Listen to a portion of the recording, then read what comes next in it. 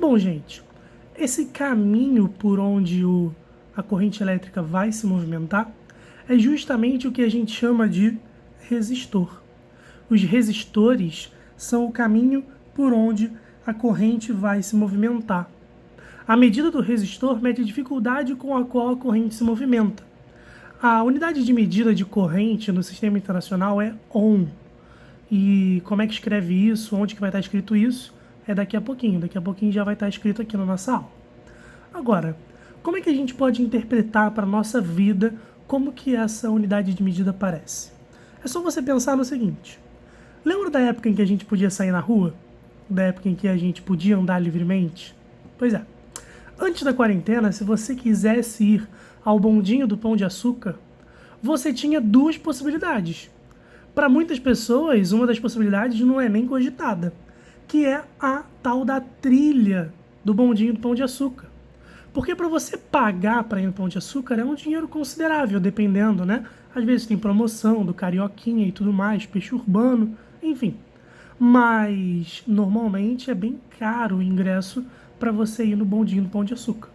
Mas você pode fazer a trilha do lado de fora e subir. São dois caminhos possíveis, mas um dos caminhos é muito mais difícil do que o outro. Então, tem muito mais gente que paga e vai pelo bondinho, que é super fácil, do que tem gente que escala, que faz a trilha. A quantidade de pessoas que vai de bondinho é muito maior do que a quantidade de pessoas que escala o Pão de Açúcar. O resistor ele vai medir isso. Eu posso ter dois caminhos possíveis para a corrente, por exemplo.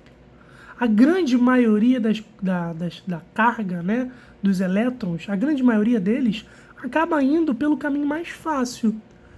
O contrário acontece também. No caminho mais difícil, vai menos elétrons. Isso daí já é o iniciozinho de uma interpretação do que uma lei importantíssima da eletrodinâmica quer dizer para a gente. Mas, por enquanto, vamos nos ater apenas a essa conceituação aqui, de que um resistor representa o caminho pelo qual a corrente se movimenta.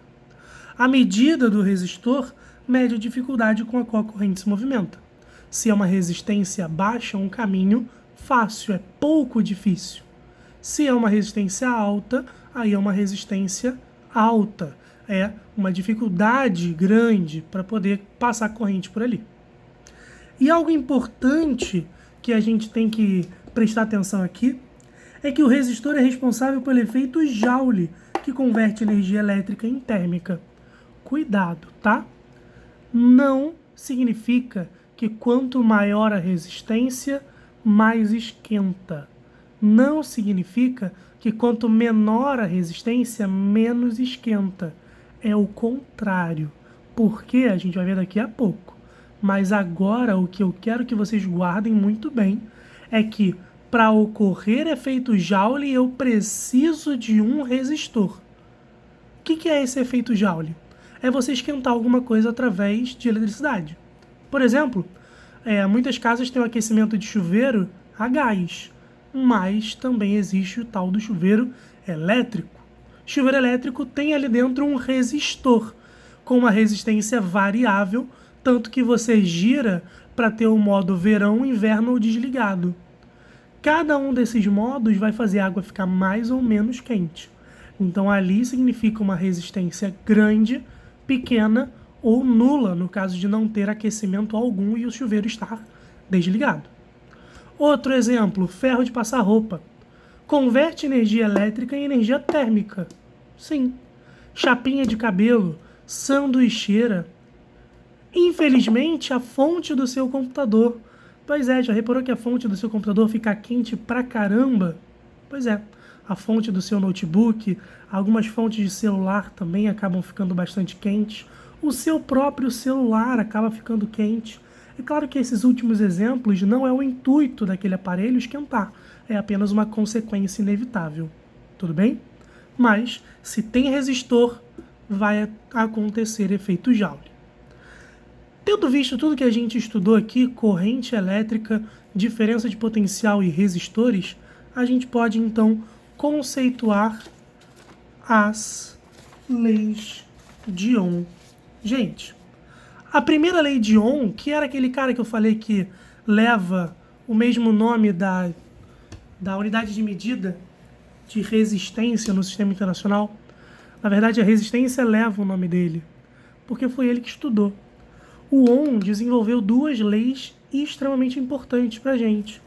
A primeira é a mais importante de todas, que diz que quanto maior a sua DDP, o seu U, maior vai ser a sua corrente para uma mesma resistência. Se você aumenta a DDP, você aumenta a motivação com a qual esses elétrons se movimentam, eles vão ter uma corrente maior também. Em contrapartida, se a motivação diminui, a corrente também diminui. Outro exemplo, com a mesma motivação. Quero ir para o bondinho do Pão de Açúcar, estou motivado para ir para lá. Se a resistência é muito grande, trilha do bondinho do Pão de Açúcar, vai ter pouca gente, pouco elétron, pouca corrente. Se a resistência é pequena, aí vai ter bastante corrente, bastante elétron, bastante gente. Inversamente proporcionais. Se a dificuldade é grande, tem menos coisa passando. Se a dificuldade é pequena, tem mais coisa passando para a mesma DDP. Se eu tenho, por exemplo, um R constante, quanto maior o U, maior o I, quanto menor o U, menor o I. Se eu tenho uma corrente constante, eu vou sempre fazer a mesma quantidade de corrente passar. Se eu tenho uma dificuldade grande, para fazer a mesma corrente passar, eu preciso de muita motivação. Por exemplo, se eu coloco um concurso valendo R$1 milhão para poder subir o bondinho do Pão de Açúcar pela trilha. Motivação gigantesca, né? R$1 milhão, por mais que a dificuldade seja grande, vai acabar tendo uma corrente significativa de pessoas. Vai ter muita gente escalando aquela trilha. Agora, se a motivação é pequena, o prêmio é uma paçoca. Pouquíssima gente vai fazer, né? Então, não faz tanto sentido. Quando você tem uma corrente constante, se a resistência é muito grande, se você coloca uma DDP, uma motivação pequena, não vai dar certo. Tudo bem? Então, U igual a R vezes I é a primeira lei de Ohm. U é medida em volts, como estava aqui no nosso tópico 4. Resistência é medida em Ohm, representada por essa letrinha grega aqui, que é o ômega maiúsculo. É o mesmo lá do God of War, tá bom? Então, R é medida em Ohm. E I medida em amperes, como a gente já viu. Essa fórmula tem uma interpretação que eu quero que vocês saibam, que é bem tranquila. Se eu quero uma corrente grande, eu preciso de uma dificuldade pequena e de uma motivação muito grande. Quando a gente interpreta U igual a RI como dificuldade quer dizer motivação e corrente, tudo fica mais fácil. Motivação é igual a dificuldade vezes a corrente. Se eu quero uma corrente grande, eu preciso de muita motivação e pouca dificuldade. Se eu preciso de uma corrente pequena, é só eu colocar muita dificuldade e pouca motivação. Quase ninguém vai fazer aquilo. Tudo bem? Então, podemos interpretar U igual a RI como motivação igual a dificuldade vezes corrente. Temos também a segunda lei de Ohm. Segunda lei de Ohm que fala especificamente sobre a resistência dos materiais. Então aí está a nossa formulinha com um sistema representado aí. Coloquei um fio, esse fio tem uma certa área de seção transversal, ou seja, uma grossura do fio. Esse fio tem um certo comprimento L, que é representado por essa letra, porque comprimento em inglês é length. Então, L, comprimento em inglês. E essa letrinha grega aqui é o Rho, parece um P, só que com uma perninha mais esticada, é o Rho. O que esse Rho representa, galera? Esse Rho representa a resistividade do material. Resistividade do material varia, por exemplo, se é ferro, se é níquel, se é cobalto, tungstênio, enfim. Dependendo do material que a gente tem, vai ter uma resistividade grande ou pequena. Por exemplo, se a resistividade é muito grande, é, por exemplo, o caso de uma borracha. Um chinelo de borracha pode fazer você deixar de levar um choque, porque a resistividade é muito grande. Agora, se você... Por exemplo, já teve um vídeo que eu vi uma vez que o cara tá brincando com um taser daquele de polícia, é tipo um gangster americano, e ele tava com uma pulseira de ouro gigantesca, aí ele ficou segurando a pulseira, e o taser aqui, ele foi e deu uma taserzada na pulseira de ouro. Cara, é isso que dá no estudar física no ensino médio. O maluco levou um choque absurdo. A pureza de uma pulseira de ouro é muito, muito grande. Então a resistividade que aquilo ali imprime para as correntes passarem é minúscula.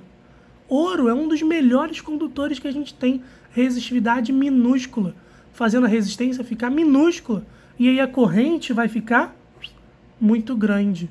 Corrente grande pra caramba passando no teu corpo, o cara podia ter morrido. Ele não morreu, só foi engraçado mesmo. Mas o cara não se atentou muito a essa resistividade que o ouro tem. Se ele desse uma taserzada num chinelo, talvez não desse tanto problema assim. Mas não brinquem com taser, tá, crianças? Então, esse Rho aqui representa a resistividade do material. E ele é medido em ohm vezes metro. A gente já vai ver por quê. Uma outra grandeza que é diretamente proporcional à resistência é o comprimento. Porque imagina que você quer fugir de alguma coisa. Tem um assassino correndo atrás de você. Se é um corredor pequenininho, você corre rapidinho e já acabou. Problema resolvido. Agora, se tem o assassino correndo atrás de você e é um corredor gigantesco, quilômetros de corredor, concorda que você pode acabar cansando, perdendo fôlego, a estamina uma hora vai acabar. Então o comprimento, quanto maior ele é, maior é a dificuldade para você percorrer aquele caminho.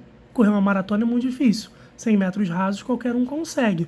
Num tempo bom? Óbvio que não, mas é mais fácil de fazer. E aqui embaixo, inversamente proporcional à resistência, a gente tem a área. É só você pensar no seguinte, para quem aí que é vascaíno, flamenguista ou tricolor, quando vai no Maracanã, tem muita dificuldade para poder entrar no estádio quando abrem os portões, porque é muita gente querendo entrar no estádio. É muita gente para passar por um espaço muito pequeno. Por mais que o portão seja gigante, é muito difícil passar por ali. Se o portão fosse 2, 3, 4 vezes maior, ia passar muito mais gente por ali. Ia ser um caminho muito menos difícil. Então, quanto maior a área, menor a resistência, porque aí é um caminho muito mais fácil de percorrer. Como o comprimento é medido em metro, área em metros quadrados e resistência em ohm, metro corta com 1 dos metros daqui, o metro vai para lá multiplicando e o Rho fica sendo ohm vezes metro. Tudo bem? Dessas duas leis, é extremamente mais importante a primeira lei do que a segunda. A segunda lei já caiu? Já, mas foi na prova de matemática no Enem, tá? Na UERJ já caiu normalmente. Mas impede de cair isso daqui na prova de física do Enem? Absolutamente não. Pode cair facilmente. E para fechar, gente, algo que é de suma importância, que é a potência. Potência, infelizmente, não tem como demonstrar para vocês agora, porque precisa de conceitos de eletrostática. Mas a gente vai estudar lá na frente e eu vou demonstrar para vocês lá na frente. Potência tem uma fórmula fundamental, que é I vezes U. Quanto maior a corrente, maior a potência. Quanto maior a DDP, maior a potência também. Então, se eu quero algo muito potente, é só fazer passar muita corrente recebendo muita DDP. E aí o negócio vai ser muito potente. Quer ver um exemplo disso? Ar-condicionado. O ar-condicionado demanda correntes gigantescas e demanda muitas vezes DDP gigantescas. É muito difícil você achar um ar-condicionado de 127 volts. É muito mais fácil achar um de 220. Então, π vai ser representado aí muito bem pelo ar-condicionado. Agora, partindo dessa equação fundamental que tem uma demonstração lá da eletrostática que futuramente eu vou demonstrar para vocês, se a gente pega U igual a RI e substitui, a gente vai ter o seguinte. Se a gente coloca U igual a R vezes I, o U é RI. Vou jogar RI aqui dentro. Fica I vezes R vezes I. I vezes R vezes I com I fica I ao quadrado. Então, potência é R vezes I ao quadrado. Por fim, se eu coloco I sendo U dividido por R, porque o R está multiplicando, ele passa para o outro lado dividindo. O I é U sobre R. Pega U sobre R e encaixa aqui, ó. U sobre R vezes U vezes U ao quadrado, sobre R, repetir aqui. Dessas três fórmulas, acreditem, não é essa que mais cai, nem essa daqui. A que mais tem caído é essa última aqui. Ué, mas por quê? Porque de tudo que a gente estudou, o que mais cai é a associação de resistores. E a gente vai ver isso na semana que vem.